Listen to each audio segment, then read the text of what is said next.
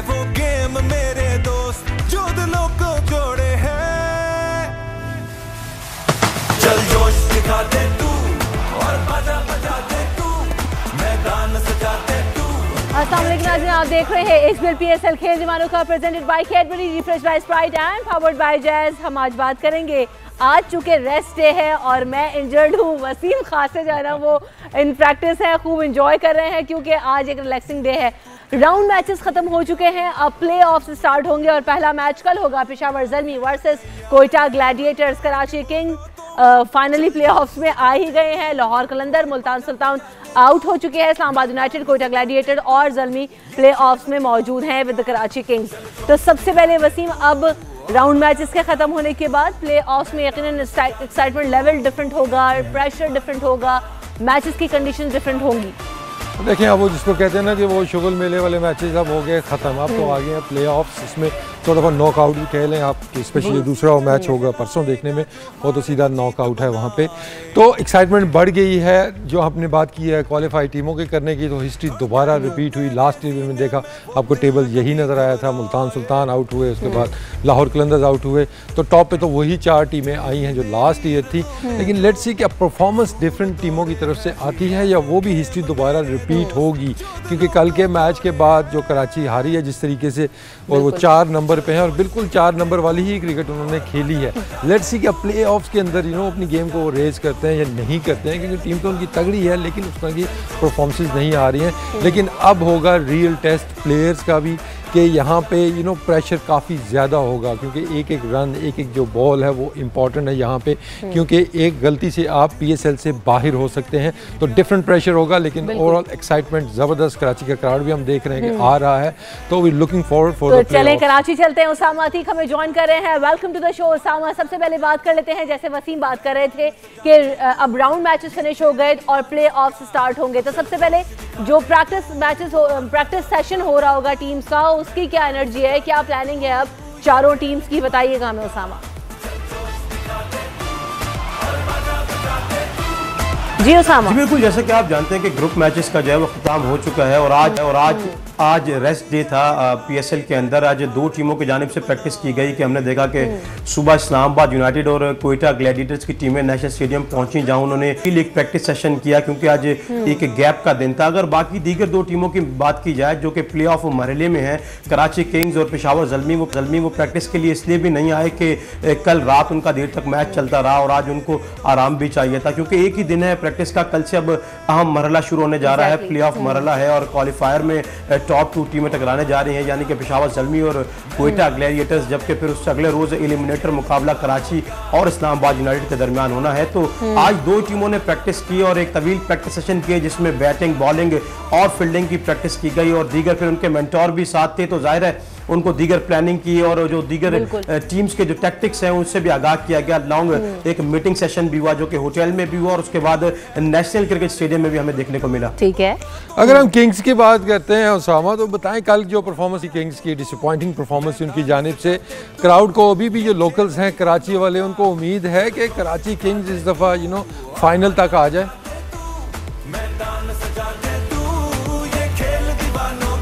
जी वसीम, उम्मीदें तो बहुत है क्योंकि कराची में ये मेला सजा है और कराची किंग्स की टीम जो है वो प्ले ऑफ मरहले में क्वालिफाई कर चुकी है। ऑल्दो कल बहुत अच्छा परफॉर्म नहीं कर सके। मिकी ऑथर आए थे कल प्रेस कॉन्फ्रेंस में, तो उनका यही कहना था कि जब टॉप 2 आपके बैट्समैन जल्दी आउट हो जाते हैं और खास करके दोनों नंबर 1 और नंबर 2 T20 बैट्समैन हो, तो उसके बाद चेस करना इतना बड़ा टोटल काफी मुश्किल हो जाता है। कॉलिन इंग्रम की इनिंग की उन्होंने काफी तारीफ की कि दीगर उनका यह भी कहना था कि अगर बाकी कुछ प्लेयर को मुजाहमत करते और थोड़ी देर विकेट पे खड़े रहते, क्योंकि विकेट बिल्कुल फ्लैट और सीधा था, तो ये टारगेट बासानी चेज हो सकता था। लेकिन अब भी कराची वाले पूरी उम्मीद है कि प्ले ऑफ मरहले में जो कि एलिमिनेटर में मुकाबला इस्लामाबाद यूनाइटेड से होने जा रहा है, तो वो पूरी उम्मीद है कि इस्लामाबाद को शिकस्त देने के बाद वो क्वालिफायर जीतने वाली टीम से खेलेंगे और फिर तमाम तर मैचेस जीतने के बाद फाइनल भी खेलेंगे। मिकी ऑथर का यही कहना था कि अब गलती की गुंजाइश नहीं है, हमारे पास तीनों मैचेस जीतने होंगे ताकि टाइटल अपना नाम करें और कराची वालों के लिए वो पूरी कोशिश कर रहे हैं कि इस टाइटल को अपने नाम किया जाए। बिल्कुल, कराची वाले कोशिश तो कर रहे हैं। अब जैसे हम देखेंगे उसामा के प्ले ऑफ स्टार्ट हो जाएंगे, क्राउड की क्या सिचुएशन है? क्या सिर्फ क्राउड अब कराची के मैचेस में हमें नजर आएगा? किस तरह से बुकिंग्स है, या हर मैच में उतना ही क्राउड और एक्साइटमेंट लेवल बरकरार रहेगा कराची में? चल जोश दिखा दे तू।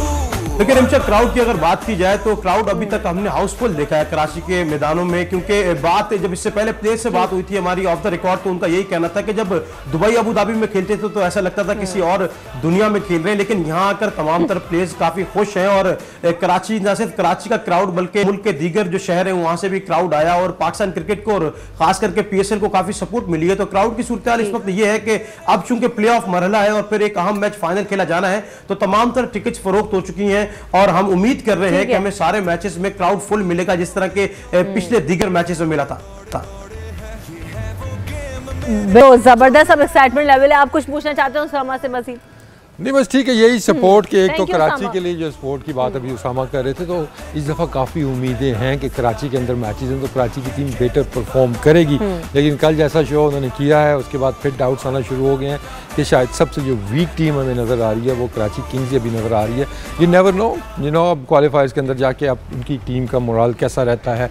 एक दो अच्छी परफॉर्मेंसेस की बात है, जैसे मिकी आर्थर ने बात की है कि दे आर हैवी रिलाइंग के अपने ओपनर्स के ऊपर। शुरू में हमने देखा कि उन्होंने कॉम्बिनेशन भी डिफरेंट ट्राई किए थे। Livingstone I thought was a better option, लेकिन फिर आपके पास जब वर्ल्ड का नंबर 2 बैट्समैन आ जाए, कॉलिन मनरो की अगर हम बात करते हैं, लेकिन वो परफॉर्म उस तरह नहीं कर सकते। तो सबसे वरी जो होगी, बड़ी वरी इस टाइम कराची के लिए कि मनरो रन्स नहीं कर रहे हैं। रैंकिंग में तो आपको टॉप पे नज़र आते हैं, वो बड़े छक्के नज़र आते हैं, लेकिन उसके बाद मिकी आर्थर का जिक्र किया है इन्होंने। तो अहमद शहजाद के बारे में हम उसामा से भी पूछते हैं साथ साथ कि अहमद शहजाद की भी कल कोई स्टेटमेंट देखने में आई है।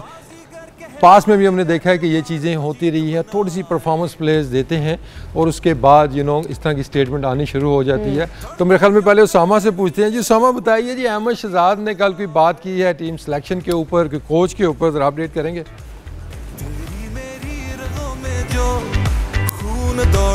जी वसीम, आज बात हुई है प्रैक्टिस सेशन के बाद अहमद शहजाद को जब बुलाया गया कि मीडिया से कुछ देर बात करें, तो हमने पहले भी उनको देखा कि वो अपने जो मैनेजर हैं आजम खान उनसे बार बार यही कह रहे थे और कि मैं नहीं जाऊंगा, बल्कि मीडिया से बचने की अगर कोशिश कर रहे थे तो ये भी कहा जा सकता है। लेकिन बिलाखिर अहमद शहजाद आए और उन पर जब सवालात की जो है वो बौछार की गई तो अहमद शहजाद भी काफ़ी नाराज नजर आए सिलेक्शन कमेटी से। उनका यही कहना था कि तमाम तर परफॉर्मेंस को अगर देखा जाए तो किसी भी टूर्नामेंट से पहले अगर टीम अनाउंस कर दी जाए, जो प्लेयर खेल रहे होते हैं, जो परफॉर्मर्स होते हैं, उनका मोराल भी डाउन हो जाता है और वो उम्मीद लेके खेल रहे होते हैं, क्योंकि अल्टीमेटली हर किसी का जो एक रोल है, हर किसी का जो एक एम है वो पाकिस्तान को रिप्रेजेंट करना है। अहमद शहजाद हमने देखा कि पहले मरहले में मैचेस के तो फॉर्म में नहीं आए, लेकिन अब चूंकि वो लास्ट मैच में 99 रन पे भी आउट हुए, इससे पहले भी 250 किए हुए थे अहमद शहजाद ने इस टूर्नामेंट में, तो वो काफी सिलेक्शन कमेटी को और कोच मिकी आर्थर को उन्होंने तनकीद का निशाना बनाया। उन्होंने कहा कि मिकी अक्सर बात करते हैं कि हमें बैट्समैन नहीं मिलते इस पूरे प्लेटफॉर्म से, तो मिकी को उनको मशवरा ये दिया कि अगर आप फोकस करें डोमेस्टिक क्रिकेट पे, 4 डे क्रिकेट पे, तो बैट्समैन वहां से मिलते हैं, ना कि T20 क्रिकेट से आप बैट्समैन की तलाश कर रहे हो। अगर T20 क्रिकेट की बात कर ली जाए तो आपने तमाम तरह टीम को अनाउंस करने से पहले किसी की परफॉर्मेंस को देखा नहीं, क्योंकि अभी अहम मैचेस बाकी थे, क्योंकि प्ले ऑफ मरला होना था, इसमें जो लोग परफॉर्म करते उनको भी मौका मिलता। साथ ही साथ मोहम्मद समी जो कि इस्लामाबाद यूनाइटेड कप्तान है, वो भी आए मीडिया टॉक करने के लिए, तो उनका भी यही कहना था कि अरसे से परफॉर्म कीमत से बालातर है, क्यों नहीं सिलेक्ट किया जाता, ना डोमेस्टिक सर्किट की परफॉर्मेंस को देखा जाता है, ना PSL को मयार बनाया जाता है। जो सिलेक्शन कमेटी है और कोच मिकी आर्थर है वो खिलाड़ियों के निशाने पर है इस वक्त, क्योंकि जिस तरह की सिलेक्शन की गई है। उसामा एक तरफ से बात कर रहे हैं कि मयार PSL को नहीं बनाया जाता, को नहीं देखा जाता, लेकिन PSL की परफॉर्मेंसेस को देखते हुए पहले यही बात की जा रही थी कि आगे भी टीम सिलेक्ट होंगी। ऑलरेडी ये टूर के लिए तो ऐलान कर दिया गया है, तो बड़ी कंफ्यूजन है उसामा। यही प्यार है, अब झूम के बोलो तुम। जिनसे कंफ्यूजन सबसे बड़ी तो ये है कि जिन प्लेयर्स की अनाउंसमेंट की गई है टीम के लिए, पाकिस्तान टीम को रिप्रेजेंट करने के लिए ऑस्ट्रेलिया में, उन प्लेयर्स को पहले टेस्ट क्रिकेट टीम के साथ रखा गया। टेस्ट टीम के साथ उनकी परफॉर्मेंस पे ये बातें चलती रही कि ये लंबी बैटिंग करते हैं, लंबे फॉर्मेट के प्लेयर है, लेकिन अब अचानक से उन्हीं प्लेयर्स को जब टेस्ट क्रिकेट में मौका नहीं दिया गया तो उनको अब आजमाया जा रहा है वनडे क्रिकेट में। अगर उसके साथ साथ हम बात करें, काफी सवाल किए गए सरफराज से, मोइन खान से, कल मिकी आर्थर प्रेस कॉन्फ्रेंस करना है उनसे कि सरफराज को रेस्ट करवाना और आपके अनाउंस करदा कैप्टन है उनको आप रेस्ट करवा रहे हैं और उसकी गैर मौजूदगी में आप दीगर प्लेयर्स को टेस्ट कर रहे हैं, तो ये तमाम तर बात से समझ से बालातर है। शाहिद अफरीदी ने भी कल इस पे काफी वाज़ेह मौक़िफ़ दिया है कि अगर तो सरफराज को मुशावरत के साथ रेस्ट करवाया गया तो ठीक है, और अगर सरफराज को ही नहीं पता कि उनको रेस्ट करवाया जा रहा है तो ये काफी एक अलमिया है और काफी हैरानकुन बात है। वो भी इस चीज पे सरप्राइज है। और उनका दीगर प्लेयर्स के बारे में भी यही कहना था कि दीगर प्लेयर्स ने 10 साल या 15 साल की क्रिकेट नहीं खेली है अभी, तो उनको रेस्ट दे दिया जाए। कुछ लड़के अभी नए आए हैं, इन्हीं पीएसएल की दरियाफ्त है सारे लड़के, 3 साल से 4 साल इन्होंने क्रिकेट खेली है, इनको मजीद क्रिकेट में टाइम देना चाहिए ताकि यही जो प्लेयर्स हैं पाकिस्तान टीम को रिप्रेजेंट करेंगे इंग्लैंड की सीरीज में और जो वर्ल्ड कप आ रहा है उसमें। चले ठीक है, बहुत शुक्रिया उसामा, आप हमें तक सोचूं कि सरफराज वाली बात पे आपसे पहले कमेंट लूं, अहमद शहजाद वाली बात पे कमेंट लूं। चले अहमद शहजाद से स्टार्ट कर लेते हैं। जिस तरह से वो परफॉर्मेंस देने की बात कह रहे हैं, आपने उनके स्टेटमेंट को कैसे जज किया कि शुड हैव वेट और आगे? देखिए टू अर्ली अहमद शहजाद का एक थोड़ा सा हम ट्रैक रिकॉर्ड भी देखते हैं कि वो ज़्यादा पॉपुलर नहीं है सिलेक्शन कमेटी की। अगर आप बात करते हैं, कोचेज़ की बात करते हैं, तो वो हमेशा से हिट लिस्ट के ऊपर रहे हैं। अभी इतना लंबा वो बैन उन पर रहा है, उसके बाद आए हैं, बहुत ज़्यादा कम्पिटिटिव क्रिकेट नहीं खेले हैं। ठीक है, अब उनके बाद आते ही उन्होंने 2 परफॉर्मेंसेज दी हैं और उसके बाद से इस तरह की स्टेटमेंट, तो थोड़ा सा केयरफुल यहाँ पे अहमद शहजाद को रहना होगा। बातों से आई डू एग्री, जो उसने कहा है, जो उसकी स्टेटमेंट है, आई डू एग्री कि हमें देखने होंगे हमारे क्राइटेरियाज क्या हैं, लेकिन उसके अंदर अगर हम देखते हैं कि जो टाइमिंग है उनकी, कि अहमद शहजाद के बारे में यही जनरली कहा जाता है कि जब 1-2 अच्छी इनिंग्स वो खेलेंगे तो वो बातें करते हुए आपको नज़र आएंगे, जब वो परफॉर्म नहीं करेंगे तो आपको गुमसुम नज़र आएंगे, उनकी कोई स्टेटमेंट नहीं आएगी। तो थोड़े से जो पुराने हमारे लेजेंड्स गुजरे हैं उनसे सीखना होगा। यूनुस खान सिर्फ बैट से बोलते थे, मुंह से बहुत कम बोलते थे। तो अहमद शहजाद को भी मेरी यही सजेशन है, कीप परफॉर्मिंग और आप पिक हो जाएंगे। तो आप लेजेंड्स की बात करें तो one of the legends is with us, Shoaib Akhtar हमें ज्वाइन कर रहे हैं। जबरदस्त परफॉर्मेंसेस देते रहे हैं, पाकिस्तान क्रिकेट को बहुत बेहतर तरीके से समझते हैं। Shoaib Akhtar thank you so much for coming in the show. सबसे पहले तो यही बात कर लेते हैं कि एक तो पीएसएल पाकिस्तान आ गई है और यहाँ पर जो मैचेस हो रहे हैं, जो एक्साइटमेंट लेवल है वो बड़ा ज़बरदस्त है, आप भी देख रहे होंगे। और आपको क्या लगता है कि अब इसके बाद इंटरनेशनल क्रिकेट आपको पाकिस्तान आती दिखाई दे रही है? शुएब, तो पहले आ चुकी है और दूसरा पीएसएल का जो ब्रांड है वो सिर्फ पाकिस्तान का ही है। दूसरा आप अगर ये चीज़ देखें कि कराची में पहले ही लॉ इन्फोर्समेंट एजेंसीज जो हैं वो पहले ही काम कर रही हैं। उनके हालात बड़े ख़राब थे कराची में, वो पहले ही उनके सेक्टर डिवाइड हुए हुए हैं, वहाँ पे सिक्योरिटी के खर्चे कम आते हैं, वहाँ पे पहले से ये प्रैक्टिस हो चुकी हुई है over the period of last 10 years. So वहाँ पे अकोमोडेट करना सिक्योरिटी के हालात में बड़ा आसान था। लाहौर बनस्बत इसके थोड़ा मुश्किल होता है, लेकिन at the same time I think कि पीएसएल का जो ब्रांड है पाकिस्तान में आके उसने उतने पैसे कमा लिए 3 मैचों में जितना आप दुबई और शारजाह में मिलके कमा नहीं सके। तो आपको लाहौर और कराची का ओपनिंग सेरेमनी का मैच लाहौर में कराना चाहिए था या कराची में कराना चाहिए था, तो आपकी टीआरपी बढ़ती, आपके व्यूअरशिप बढ़ती, आपको स्पॉन्सरशिप आते हैं। आप आपने कल टीवी देख लिया होगा, जगह ही नहीं मिलती ऐड की, और इतना जबरदस्त तरीके से ये इसकी लॉन्चिंग हुई है। दोबारा revive of rebirth of PSL हुआ बेसिकली। अच्छा शुएब, अब थोड़ा सा बात करते हैं पीएसएल टीमों के हवाले से। तो लाहौर कलंदर्स आप भी एसोसिएट रहे हैं उनके साथ, तो क्या बनेगा लाहौर कलंदर्स का? क्या उनसे गलती हो रही है कि हर साल एक ही तरह की परफॉर्मेंस नजर आ रही है?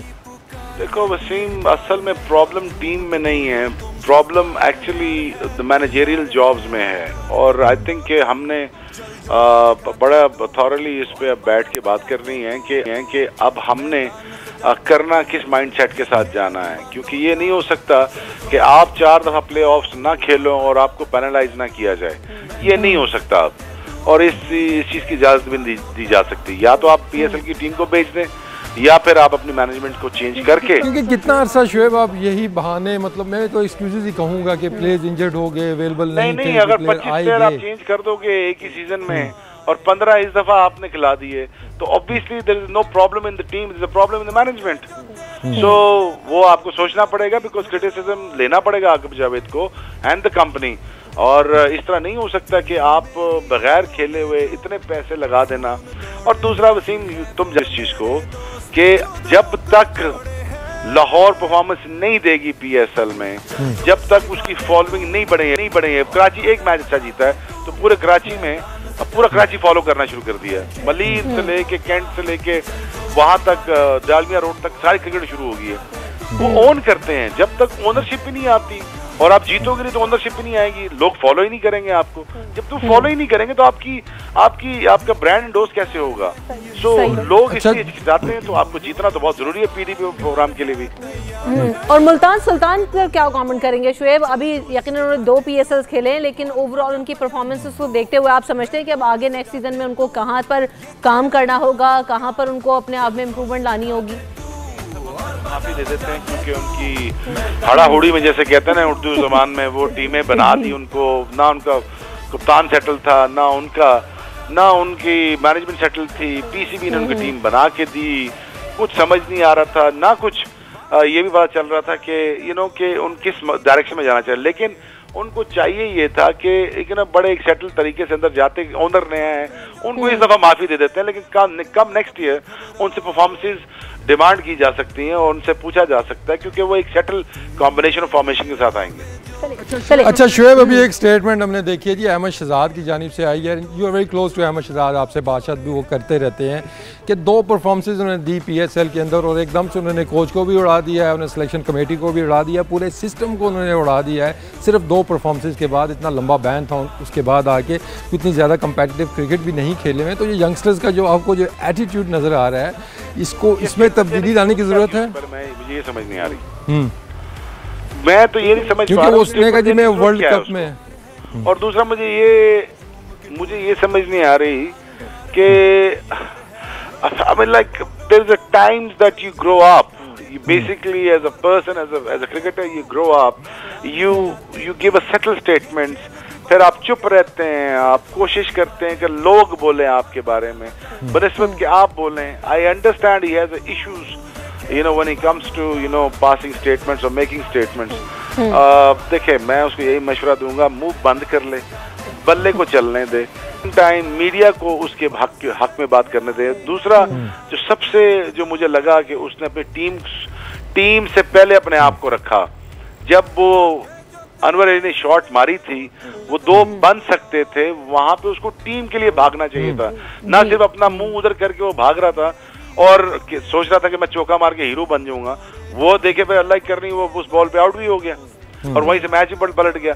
तो what goes to shows is कि ये अपने आप को पहले रखता है और दूसरी चीजों को बाद में, तो फिर अल्टीमेटली क्या होता है कि 2 साल से टीम से बाहर हो जाता है। अगर ये हरकतें ना करे और अपने आप को फोकस करे, तो अपने और मुल्क को पहले रखे, अपने आप को बाद में रखे, परफॉर्मेंस कर दी आजिज हो जाए। अगर नहीं होगा तो ऑब्वियसली अब इस स्टेटमेंट से जो भी सिंपैथी उसके लिए क्रिएट हुई थी वो सारी खत्म कर दी उसने अपने आप के लिए। चलें शुएब, जाते जाते आपका फेवरेट टॉपिक सरफराज अहमद, उनको रेस्ट करवाया जा रहा है against Australia. Do you think it's the right decision कि वर्ल्ड कप से थोड़ा सा पहले आप अपने कैप्टन को रेस्ट करवा रहे हैं? इस डिसीजन को आप कैसा देख रहे हैं? क्योंकि टीम में चेंजेस तो आप ठीक है, नए लड़कों को खिलाएं, लेकिन डू यू थिंक कि आपका जो रेगुलर कैप्टन है उसको प्रेजेंट होना चाहिए इन सीरीज के अंदर? भाई टोटल रह गए 10 से 11 वनडे रह गए हैं, इसमें उसको अपना कॉम्बिनेशन ढूंढना था, नए लड़के सिलेक्ट करवाने थे।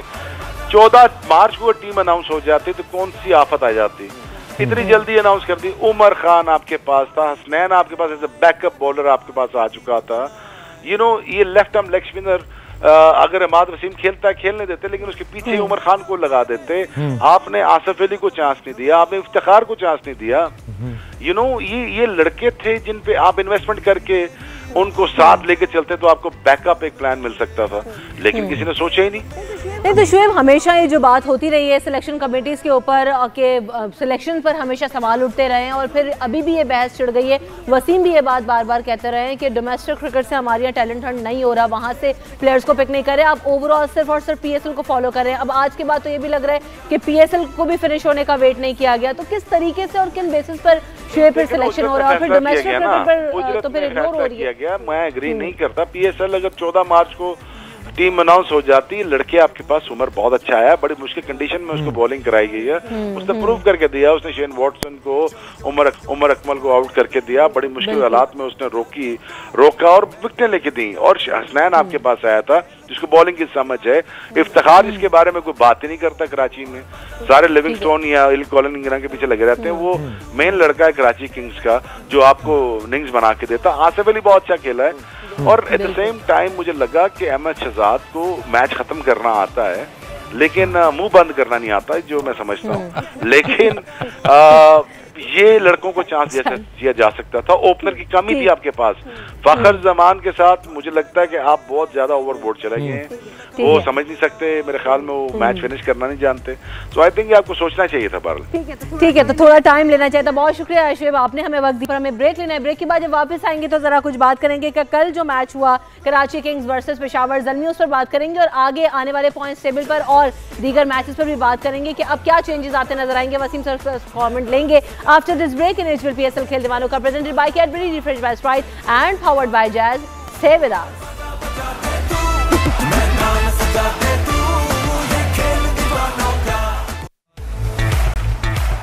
दिल की पुकार है, चल जोश दिखा दे तू, और बाजा बजा दे तू, मैदान सजा दे तू, ये खेल दीवानों का बाजीगर कहला। Welcome back in HBL PSL खेल दीवानों का, presented by Cadbury, refreshed by Sprite and powered by Jazz. बात हम इससे पहले कर रहे थे कि जो कंट्रोवर्सीज हैं देन अगेन और फिर जो सवालात उठ रहे हैं, प्लेयर्स की तरफ से स्टेटमेंट आ रहे हैं, तो उमर भी हमें ज्वाइन कर रहे हैं कराची से, उनसे भी बात करते हैं। उमर, आखिर को हो क्या रहा है? एक तरफ अहमद शहजाद बोल पड़े, अब से कुछ देर पहले शुएब अख्तर हमारे साथ मौजूद थे तो कहने लगे कि उनको चाहिए कि अपना मुंह बंद कर लें और अपना जो बैट है उसे बोलने दें और उसे चलने दें। फिर अभी समी भी एतराज़ कर रहे हैं और प्लेयर्स अभी कह रहे हैं, तो क्या माहौल बन गया और ये हो क्या रहा है? मुझे तो समझ में नहीं आ रही, खासी कंफ्यूजन है इस वक्त। ऐसे प्लेयर्स हैं जो सिस्टम में पिछले 5 से 7 साल एग्जिस्ट करते हैं कि जब रन्स नहीं करते तो अंडरग्राउंड चले जाते हैं, जब रन्स करना शुरू करते हैं। अभी हालांकि अहमद ने 1-2 मैचेस में रन ही किए स्कोर, और जो कोयटा ग्लैडिएटर के साथ जो उनका कोलैप्स हुआ है उसके जिम्मेदार भी अहमद खुद ही हैं। और जैसे ही 90 रन जब 99 रन उन्होंने किए तो एकदम एटीट्यूड चेंज होता है। वसीम इस चीज़ को ज़्यादा बेहतर जानते हैं बिकॉज ये प्लेयर्स के ज़्यादा क्लोज होते हैं और उनको काफ़ी करीब से देख रहे होते हैं। तो कुछ ऐसे प्लेयर हमारे सिस्टम में मौजूद होते हैं जो वो और ये इन्हीं वजहों से टीम से बाहर हैं काफ़ी अर्से से। अगर अगर अहमद शहजाद की बात करें, उमर अकमल ने तो finally he made up into the squad, और हमें हमारे पास शायद अहमद को ये समझ नहीं आती कि जो लड़के सिलेक्ट होते हैं 15 के लिए उनके जो नंबर स्लॉट्स होते हैं उन पे लड़के पिक किए जाते हैं, और उमर अकमल की अगर जगह बनती है तो वो हफीज के जाने के बाद बनी है जी, अगर समझ आए तो। लेकिन अहमद वंस अगेन अपना ही केस उन्होंने खराब किया है। परफॉर्मेंस बिल्कुल उन्होंने 1-2 मैचेस में काफ़ी अच्छी इनिंग्स खेली है, उसमें कोई डाउट नहीं है। और अहमद पे ये कभी डाउट नहीं था कि अहमद जो है वो अच्छा प्लेयर नहीं है। Ahmed is a very good player, कोई डाउट ही नहीं है उस पर। लेकिन उनके जो ऑफ द फील्ड उनके जो इश्यूज है, उनका जो एटीट्यूड है, वो उनके क्रिकेटिंग मैटर्स पे असरअंदाज होता है, वो उनकी करियर इम्पैक्ट डालता है। तो उनको अपने एज अ बैट्समैन तो उनको अपने आप को बेहतर करना ही है। बिकॉज अगर हम बात करें अच्छे प्लेयर की, अहमद अच्छा प्लेयर है, लेकिन उनके जो ऑफ द फील्ड इश्यूज है वो उन पे इम्पैक्ट डालते हैं। वो उनको बेहतर करने के बजाय वो इस तरह की बातें करते हैं जो आई थिंक अभी जो उन्होंने स्टेटमेंट आज दिया है अपनी कोयटा ग्लैडिएटर की ट्रेनिंग कराची में, तो उसके वहाँ पे उन्होंने प्रेस कॉन्फ्रेंस करते हुए उन्होंने ये बातें बोली हैं, जो कि मेरा नहीं ख्याल कि क्रिकेटर को इन बातों से जवाब देना चाहिए। सक्सेस को उसको बल्ले से रन्स करने हैं, और रन्स ऐसे नहीं कि बस आपने एक मैच में रन कर दिए, 2 में कर दिए तो आपका केस स्ट्रॉन्ग हो गया। No, you have to keep on scoring run, और अपने एटीट्यूड को बेहतर करना होगा। और इसी एटीट्यूड की वजह से आप टीम से बाहर हैं और दोबारा से आप क्वेश्चन रेज करना शुरू करते हैं कि टीम सिलेक्शन बहुत जल्दी कर ली गई। देखिए जल्दी नहीं की गई, आई थिंक ये बहुत लेट की गई है ये चीज़ें। और आपके पास स्पेस बड़ा कम था, आपने 6 प्लेयर्स को आपने रेस्ट दिया है आपने, और आपने जो लड़के पिक किए हैं वो रन्स करते हुए आ रहे हैं, आपने अचानक रन्स किए हैं। जैसे उमर अकमल को हमारे लिए एक बड़ा सरप्राइज था कि उमर अकमल को टीम में आपने एकदम से 2-3 इनिंग्स से पिक किया गया, लेकिन it's all about the combination, कहाँ पे किस प्लेयर की जरूरत है वो इंपॉर्टेंट है। ये नहीं कि कोई लड़का रन्स करता है तो उसको उठा के आप रैंडम टीम में डाल दें। नहीं, उमर की अगर हम डोमेस्टिक की परफॉर्मेंस भी देखते हैं उमर अकमल की, तो वो उसमें उसने रन्स किए हैं। जैसे ट्रॉफी की अगर आप बात करें, वनडे कप की बात, तो वो तो पूरा साल उसने परफॉर्म किया है। लेकिन डोंट यू थिंक उमर की थोड़ी सी डेस्परेशन नज़र आ रही है जो स्टेटमेंट्स आ रही हैं, क्योंकि नए लड़के आ रहे हैं। देखिए अब हमने देखा असनैन पिक हुए हैं, उसके बाद मोहम्मद समी की एक स्टेटमेंट आई, शुएब मलिक स्टेटमेंट दे रहे हैं कि जल्दी से ना लेके आए यंगस्टर्स को, उनको थोड़ा टाइम देना चाहिए। हालांकि जितने भी ये प्लेयर्स हैं खुद काफ़ी यंग थे और टीम के अंदर आए थे, तो आपको लग रहा है कि नए लड़कों के आने से ये प्रेशर बिल्ड हो रहा है और लोगों को लग रहा है कि शायद उनका कैरियर ही ना ख़त्म हो जाए। अहमद शहजाद की अगर हम बात करते हैं तो मैं भी फ़खर जिस तरह वो परफॉर्म उन्होंने पास में किया है और अभी तक उनके साथ ही जाया जा रहा है, नए लड़के और भी सामने आ रहे हैं, तो थोड़ा सा इनसिक्योर लड़के फील कर रहे हैं कि शायद आगे उनको अंधेरा नज़र आ रहा है। देखिए ये सिक्योरिटी का फैक्टर तो पाकिस्तान क्रिकेट में हमेशा से रहा है वसीम भाई, आप तो बखूबी जानते हैं इन चीज़ को। जो लड़के बाहर होते हैं, और यही वजह कि लड़के रेस्ट करना नहीं चाहते, उनको लगता है कि अगर कोई परफॉर्म कर देगा तो उनकी जगह जो है उस पर क्वेश्चन रेज होना शुरू हो जाएंगे कि कोई अच्छा आएगा। जैसे आपको याद होगा अदनान अकमल अपनी उंगली की इंजरी की वजह से बाहर हुए और आज तक वापस टीम में नहीं आ पाए। ये और सरफराज तब से लेके अब तक नॉन स्टॉप क्रिकेट खेलते हुए आ रहे हैं। तो ये वो चीज़ें, और सरफराज को भी ज़ाहिर बैक ऑफ द माइंड हमेशा से ये वो खनकता रहता है कि भाई अगर मैं टीम से बाहर बैठूंगा तो कोई लड़का परफॉर्म कर देगा तो प्रेशर आएगा मेरे ऊपर, क्योंकि यहाँ पे कंपैरिजन की बात होती है। और रही बात आपने डेस्परेशन की बात, बिल्कुल कल 2-3 बड़े सीनियर प्लेयर्स ने इस चीज का जिक्र किया है। कल शाहिद अफरीदी ने बड़ा एम्फसाइज किया है कि उनको बैट्समैन यहाँ नजर नहीं आए इस पूरा टूर्नामेंट में, बॉलर्स बहुत नजर आए, लेकिन हमें जल्दी पिक, हम लड़कों को जल्दी मौके दे रहे हैं। और ये बात समहाउ ठीक भी है। अगर हम पिछले 3 सीजन देखें PSL के, तो हमने लड़कों को बहुत जल्दी फास्ट ट्रैक किया इन परफॉर्मेंस पहले। और ये नहीं कि इन लड़कों ने अच्छा परफॉर्म नहीं किया, फखर की मिसाल, लेकिन उमर उसमें अगर हम देखते हैं तो आबिद अली की बात करते हैं तो उसको तो 5 साल पहले खेल जाना चाहिए था। कि साद अली की बात करते हैं उसको 2 साल पहले आ जाना चाहिए था। तो ये जो लड़के आए हैं ये तो डिजर्व कर रहे थे, और जल्दी नहीं, मेरे ख्याल में तो ये लेट आए हैं। नहीं, यही एक आर्ग्यूबल चीज़ है कि लड़कों को, देखिए शादाब की बात हम करते हैं, शादाब अब आपने नोटिस किया होगा शादाब से विकेट नहीं लिए जा रहे अब। और शादाब अपनी लेग स्पिन जो पहले जिसमें वो उनको स्किल थी, अब वो लेग स्पिन से हट के बॉल तेज करना शुरू हो गए। और ये उनकी डेस्परेशन भी समझें कि वो लड़के जो इनका टेम्परामेंट, कल बड़ी इंपॉर्टेंट बात की शाहिद अफरीदी ने, उनका ये कहना था कि लड़कों को मिच्योर करें पहले सिस्टम में डाल के। यस, लड़के अच्छे हैं, ये नहीं कि लड़के उनको आप मिच्योर करें, सिस्टम में A टीम से खिलाएं, अकेडमी से खिलाएं, उनको फर्स्ट क्लास क्रिकेट खिलाएं, ताकि मिच्योर हो, ताकि जब खुदा ना खास्ता कभी उनके अपने करियर में जैसे पैचेज आना शुरू हुए, फ़हीम अशरफ पे पैच आया, शताब पे पैच आ रहा है, उसके बाद फ़खर जमान पे पैच आ रहा है, तो इनको पता हो, जब इन्होंने, अगर इनके पास मेच्योरिटी होगी तो ये अपने आप को रीगैदर कर पाएंगे। नहीं उमर, लेकिन हम ये भी चीज़ देख रहे हैं ना कि PSL की अगर हम बात करते हैं या T20 क्रिकेट की हम बात करते हैं, तो आफरीदी अगर ये बात कर रहे हैं कि इनको मेच्योर होने दें, तो ऑलरेडी हमारे जो मेच्योर प्लेयर्स हैं या जो एक्सपीरियंस प्लेयर्स हैं उनका हाल देख लें, उनकी परफॉर्मेंसेस देख लें, फिर आप खुद शाहिद अफरीदी की परफॉर्मेंस PSL में उठा के देखें। नहीं, शाहिद अफरीदी ज़ाहिर है अपना ग्रेस पीरियड अपने करियर का इस्तेमाल कर रहा है, आप उनको कंपेयर नहीं कर सकते, बिकॉज शाहिद ने 18-20 साल क्रिकेट जो खेली है वो खेल लिया है। अब उनको आप अकाउंटेबल नहीं कर सकते उनकी अब की परफॉर्मेंस है, because this is all grace time. और PSL फ्रेंचाइज क्रिकेट है, इस पर आप जज नहीं कर सकते, प्लेयर अच्छा करे बुरा करे। शुएब मलिक ने भी कोई 1-2 इनिंग के अलावा कुछ नहीं किया, पोलार्ड ने कुछ नहीं किया, इंग्रम जो है वो जो है मुनरो जो है स्ट्रगल करे, तो लड़के स्ट्रगल करते हुए आते हैं।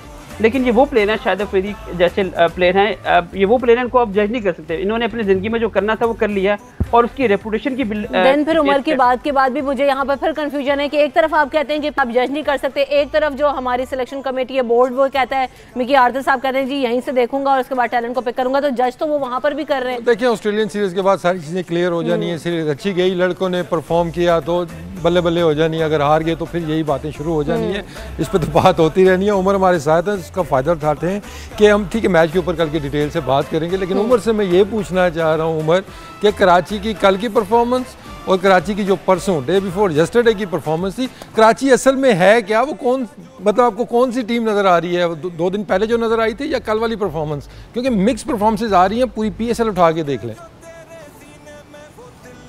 कहना चाह रहा था कि 2 दिनों में कराची किंग ने 2 एक्सट्रीम को टच किया है। आप एक एक्स्ट्राऑर्डिनरी विक्ट्री आप ले जाते हैं और अगले दिन आप बिल्कुल ही वन साइडेड मैचेस जो है वो हार जाते हैं।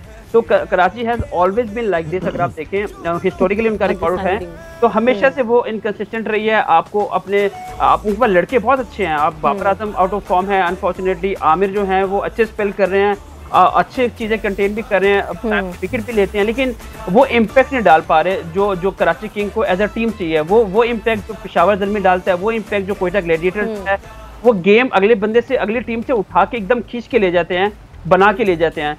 कराची का ये है कि ऑन गिवन डे यानी जो मैच वो जीते हैं उस दिन, जिसकी वजह से लाहौर बात हुआ है, वो मैच अगर आप क्लोजली ऑब्जर्व करें, 1 ओवर पहले जो शनवारी है वो 19 रन खाते हैं, 20 रन खाते हैं, और अगले ही लास्ट ओवर होता है उसमें वो एक्स्ट्रा ऑर्डिनरी करते हैं। लेकिन ठीक है, मैं भी थोड़ी बहुत क्रिकेट खेला हूँ, मुझे अंदाजा है कि समटाइम वाकई जो सरफराज ने बात भी की है कि 10 रन करना समझी होते हैं, कम रन करना आखिरी ओवर में जब एक से विकेट गिरना शुरू होते हैं तो एकदम से आप प्रेशर आप पे माउंट करते हैं, तो आप एकदम कोलैप्स कर जाते हैं और आप नर्व्स निकल जाते हैं आपके हाथ से कि अब यहाँ पे क्या किया जाए। अंडरस्टैंडेबल है, लेकिन yes Karachi has always been like this. वो बहुत वल्नरेबल टीम है, उनको आप कभी भी हरा सकते हैं। अगर आप ये कहें कि कराची ने वो मैच जीता तो वो कंट्रोल में है, Karachi nowhere with their control at all. अभी देखा जाए तो जो डोमिनेटिंग टीम है इस टाइम पेशावर और Quetta, they are the strongest team, इस्लाम थर्ड, और ये रिफ्लेक्ट करता है जो पॉइंट टेबल आपको नजर आ रहा है, ये रिफ्लेक्ट हर टीम की हालत को, इसमें कोई किसी को वो गुमान नहीं होना चाहिए, कोई कंफ्यूजन नहीं होनी चाहिए। जो इस टाइम पॉइंट टेबल आपको दिखा रहा है जो टीमें नंबर 1 पे हैं, नंबर 2 पे हैं, आप उनको उसी तरह जज करें। ये एग्जैक्टली 6 टीमों का नुकसान भी बहुत होता है और फायदा भी होता है कि आप इजीली जज कर सकते हैं। और आप देखें पिछले 4 सीजन से 4 टीमें जो ऊपर फिनिश करती हैं, जो बाकी बॉटम की टीमें होती हैं वो वहीं पे खड़ी हैं। तो ये वो चीज़ है जो रिफ्लेक्ट कर रही है। बिल्कुल चेंज नहीं आ रहा, पैटर्न वही है। अब चेंज किस तरह से लाना होगा। कराची किंग्स की हम बात कर रहे हैं तो उमर साथ ही रहेगा। अब वसीम, हम यही बात कर रहे थे कि कराची किंग्स में एक्सपेक्टेशंस हैं, वो उस तरीके से परफॉर्म नहीं कर रहे, फिर बार बार वही वाली बात आ जाती है कि इतने बड़े बड़े प्लेयर्स होने के बाद बात की है कि अभी तक उनके अंदर टेबल के हिसाब से ही टीमें खेली हैं। जो टॉप पे हैं वो टॉप की क्रिकेट ही अभी तक खेल रहे हैं थ्रू आउट द टूर्नामेंट। देखते हैं ज़ालमी को अगर हम देखते हैं और कराची किंग्स की कल की जो हमें परफॉर्मेंस नजर आई है वो नंबर 4 की टीम ही नजर आई है। अब लेट्स सी कि प्ले ऑफ्स के अंदर you know can they lift themselves up, थोड़ी सी बेहतर परफॉर्मेंस वो देते हैं कि मैचेस जीतते हैं यहाँ पे, या यहाँ पे भी 4 नंबर की तरह पहला मैच ही हारेंगे और वो आउट हो जाएंगे, तो देखते हैं। लेकिन कराची की टीम पे आप रिलाई उस तरह नहीं कर सकते हैं। कल का मैच भी जो हमने देखा है कि you know in the end one sided आपको मैच नजर आया है, क्योंकि जो परसों का मैच हमने देखा था उसके बाद लग रहा था कि कराची अपनी ना होम ग्राउंड के ऊपर खेल रही है, कोयटा से जबरदस्त मैच जीती है। लेकिन कल का जो मैच है, लेकिन मसला फिर वही आ गया ना वसीम। देखें कराची को जब भी हम नजर डालते हैं तो मैं वही बात करती हूँ आपसे कि ओपनिंग जो है वो स्ट्रॉन्ग नहीं है, ओपनिंग बैट्समैन नहीं काम आते। कल बाबर आजम पे नजर डाले, 13 रन बनाए, मुंडो परफॉर्म नहीं करे, लिविंगस्टोन काफी मैचेस में कोई अच्छी परफॉर्मेंस नहीं दे सके। हाँ, इंग्राम ने आके सपोर्ट किया काफी, लेकिन ऊपर में टॉप ऑर्डर को क्या होता है। हटते भी है ना अगर, तो जैसे अभी अब शुएब से बात हो रही थी कलंदर्स के बारे में, it's not about the players only, strategies भी इसमें अगर आप देखते हैं। कल टॉस पे मैंने आपको कह दिया था कि जब इमाद वसीम ने बैटिंग करवाई, मैंने कहा था मैच हार गया। यहाँ पे उनको बैटिंग खुद करनी चाहिए थी, क्योंकि एक जो सिनारियो था कि वो नंबर 2 के लिए शायद वो जाएंगे, तो वो 208 रन उन्होंने 8 ओवरों में बनाने थे, तब उन्होंने क्वालिफाई करना था। तो they needed to be realistic. तो मैच जीतने के लिए उनको जाना चाहिए था ताकि मोमेंटम लेके वो प्ले ऑफ्स के अंदर आते। लेकिन गलत फैसला वो साबित हुआ टॉस के ऊपर, उनको खुद बैटिंग करनी चाहिए थी, उन्होंने ज़ालमी को बैटिंग करवा दी। उसके बाद हमने जो टैक्टिक्स भी देखे हैं उस पर हम डिटेल्स में थोड़ी बात करेंगे कि इमाद वसीम ज़बरदस्त बॉलिंग कर रहे हैं, नए बॉल के साथ रन नहीं दे रहे हैं, लेकिन कल वो नया बॉल नहीं करते हैं। अब कामरान अकमल की वजह से नहीं करते हैं, या फिर वो लेफ्ट हैंडर इमामुल हक की वजह से नहीं करते हैं, लेकिन वहाँ से ओपनिंग स्टार्ट उनको ऐसा मिला कि ज़ालमी ने फिर बहुत धोया उनको बाद में। पहले ज़ालमी की भी बात करेंगे और कराची किंग्स की भी मजीद बात करेंगे। मैं यहाँ पर ब्रेक ले लूँ, ब्रेक के बाद वापस आते हैं। एचबीएल पीएसएल खेल दीवानों का presented by Cadbury, refreshed by Sprite and powered by Jazz. Stay tuned. धड़के जो तेरे सीने में वो दिल न कभी घबराए, तू मैदान सजा दे, तू ये खेल दीवानों का, चल जोश दिखा दे तू, हर बाजा बजा दे तू, मैदान सजा दे तू, ये खेल दीवानों का। बाजीगर कहलाएगा जो हार को जीत बनाए। Welcome back in HBL PSL खेल दीवानों का presented by Cadbury, refreshed by Sprite and powered by Jazz. बात कर रहे हैं कल के मैच की। पेशावर ज़ल्मी और कराची किंग्स। और पेशावर ज़ल्मी की तरफ से हमने देखा कि ज़बरदस्त परफॉर्मेंस देन अगेन दी गई और इस पर हमारे जो बैट्समैन हैं ज़ल्मी के, उनको सहरा काफ़ी जाता है। कामरान अकमल ने खासी अच्छी परफॉर्मेंस दी, 86 रन स्कोर किए। इमामुल हक पर काफ़ी सवाल उठ रहे थे, कल उन्होंने भी अच्छी इनिंग्स खेली, 59 रन स्कोर। देखिए कामरान का तो मैंने कल आपको टॉस के बाद ही कह दिया था कि बड़ी इनिंग्स वो खेलेंगे जिस तरह की पिच है कराची की। यहाँ पे वंस अगेन मैं कहूँगा कि टॉस जो अच्छा हारा यहाँ पे ज़ालमी ने, आई डोंट नो कि ज़ालमी ने क्या करना था, शायद उन्होंने भी पहले बॉलिंग करने जाना था, लेकिन कराची के जो कंडीशंस हैं वहाँ पे पहले बैटिंग करो, मारे 200 रन और उसके बाद आप मैच जीत सकते हैं। लेकिन ज़बरदस्त बैटिंग हमें कामरान को देखने को मिली और इमामुल हक ने काफ़ी इंप्रेस किया है। यू नो अपने क्वेश्चन मार्क्स की बात की है, तो आई थिंक उसके 350 कामरान से खासी एक्सपेक्टेशंस थी, तो कामरान हमें शो में ज्वाइन कर रहे हैं। Welcome to the show Kamran Akmal. कल आपकी तरफ से बड़ी ज़बरदस्त परफॉर्मेंस देखने को मिली, कंग्रेचुलेशन। और वसीम, हम यही कल बात कर रहे थे कि आप तो खासा एक्सपीरियंस भी है कराची में खेलने का, ओवरऑल एक्सपीरियंस आपका कैसे रहा? दुबई और कराची में डिफरेंस आपने कैसा पाया और आप क्या समझते हैं आगे पीएसएल पाकिस्तान में पूरी होती है, आपको दिखाई दे रही है कामरान? जी इंशाल्लाह, ये तो पूरी उम्मीदें हैं कि लास्ट ईयर सिर्फ प्ले ऑफ के मैचेस और फाइनल हुआ था, तो इस बार 8 मैचेस हुए हैं, तो इंशाल्लाह नेक्स्ट ईयर और ज़्यादा मैचेस होंगे। तो जैसे कराची की आवाम ने वेलकम किया, लास्ट ईयर लाहौर वालों ने किया, अमेजिंग है, जितनी तारीफ करें उतनी कम है। कराची की आवाम की फुल पैक स्टेडियम था और बड़ा मज़ा आया, एंजॉय किया। फ़र्क यही था पाकिस्तान और दुबई में, दुबई में इतने लोग हम लोगों को नज़र नहीं आए स्टेडियम में, जो पाकिस्तान ने वेलकम किया सब प्लेयरों को, सब टीमों को, तो बड़ा अच्छा साइन है पाकिस्तानी क्रिकेट के लिए। अच्छा कामरान, ये बताएं कि कराची किंग्स से आपको कोई ख़ास मोहब्बत है? क्योंकि अगर हम देखते हैं आपकी जो एवरेज है, आपका स्ट्राइक रेट है, वो कराची किंग्स के अगेंस्ट तो आसमान से जाके लगता है, तो क्या कराची के खिलाफ खेलना एंजॉय करते हैं? नहीं वसीम भाई, कोशिश करता हूँ, कोशिश तो यही होती है कि पॉजिटिव माइंड रहे, हर टीम के खिलाफ होता है और वो अपनी शॉट्स पे रहता हूँ। बस अनफॉर्चुनेटली बस अल्लाह का शुक्र है, जिसके खिलाफ भी स्कोर हो रहा है, कराची की नो डाउट बड़ी ज़बरदस्त टीम हर साल हुई है, बेस्ट बॉलिंग अटैक भी हुए हैं। तो यही चीज़ है कि बस पॉजिटिव माइंड, और मैं अपनी इस साल तो अपनी पूरी टीम को क्रेडिट देता हूँ, फैमिली को, जैसे उन्होंने दुआएं की पहले मैच के बाद, अच्छा स्टार्टिंग हुआ, 3-4 मैचेस ऐसे चले गए विदाउट परफॉर्मेंस, तो स्टिल टीम ने बैक किया, कोच ने किया, कैप्टन ने, मैनेजमेंट ने, तो बड़ा अच्छा मेरे लिए बड़ी मोटिवेशन थी, जिसकी वजह से आज देखें कि परफॉर्मेंस जितनी हुई है। तो अहमद शहजाद जैसे प्लेयर्स पहले 2 मैचेस में अच्छा परफॉर्म नहीं कर सके, ड्रॉप हो गए, तो मेरी टीम ने मुझे ड्रॉप नहीं किया, स्टिल मौका दिया और था मेरे पे, तो अल्लाह का। चले अहमद की आज की परफॉर्मेंस पे हम बात नहीं करते हैं आपसे, लेकिन वेरी क्विकली उमर देखते हैं कामरान के इस दफ़ा थोड़ी सी कंप्लेन आ रही है कि मैं बैट्समैन उस तरह के नज़र नहीं आ रहे हैं, और आप बड़ा कंसिस्टेंट परफॉर्मर रहे हैं, चाहे डोमेस्टिक क्रिकेट की बात करें या PSL की बात करें। एज अ बैट्समैन आप यंगस्टर्स को क्या यहाँ पे एडवाइस करेंगे कि किस तरह आपको अप्रोच करनी चाहिए T20 क्रिकेट के अंदर, क्योंकि अभी भी प्ले ऑफ्स के मैचेस बाकी हैं? देखिए बैट्समैन तो हम, आप जब से वसीम भाई आप भी देख रहे होंगे, PSL में इतना खास हमारे परफॉर्म कर नहीं सके, सिवाय वो सीनियर जैसे बाबर आजम है खेलता हुआ आ रहा है, या अहमद शहजाद है, या उमर है, या सरफराज खुद है, ये परफॉर्मेंस करते हुए आ रहे हैं।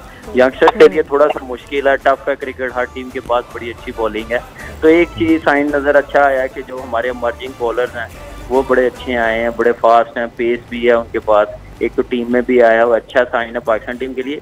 लेकिन ये है कि अब डोमेस्टिक क्रिकेट में जरूर खिलाना चाहिए पहले, फिर जाके पार्टी खेलने तो ज्यादा अच्छा होगा, मैच्योरिटी आएगी बॉलिंग में भी। परफॉर्मेंसेस देने के बाद खासे प्लेयर्स भी अब ये कमेंट कर रहे हैं और सवाल उठा रहे हैं कि सिलेक्शन कमेटी उस पर रिव्यू करे, और तो क्या आप भी परफॉर्मेंस देने के बाद कामरान यही बात कर रहे हैं या आपका ओपिनियन कुछ डिफरेंट है अहमद शहजाद और समी से? देखिए मेरा ओपिनियन तो ये वसीम भाई बेहतर बता सकते हैं, जहाँ तक मेरा काम है परफॉर्मेंस देना वो दे रहा हूँ, ये बैटर में होप तो है, बाकी लेट्स सी। चले तो वो आप अपनी परफॉर्मेंस से बोल रहे हैं, बहुत शुक्रिया कामरान हमारे साथ मौजूद थे। तो वो मशवरा लगता है कामरान ने ज्यादा उसको सीरियस लिया हुआ है अहमद शहजाद। कामरान की जो अच्छी बात है ना, जो हम पहले भी बात कर रहे थे इस एडवाइस पे काम कर रहे हैं, लेकिन कल बैटिंग की अगर हम बात करते हैं, ज़बरदस्त आगाज़ दिया दोनों बैट्समैनों ने। ओपनिंग आपको कल काफ़ी फिक्र थी कि पेशावर की ओपनिंग नहीं चली, लाहौर के खिलाफ उसमें प्रॉब्लम नज़र आ रहे थे। कल दोनों ने ज़बरदस्त ओपनिंग पार्टनरशिप दी, दोनों तरफ से आपको बाउंड्रीज भी नज़र आई, लेकिन कामरान अकमल जब 10 ओवर खेल जाएँ तो वो मैच का एक तरफ ले जाते हैं, और कल ज़बरदस्त उनकी हमें बैटिंग नज़र आई है, तो क्रेडिट जाता है वहाँ पर कामरान अकमल को।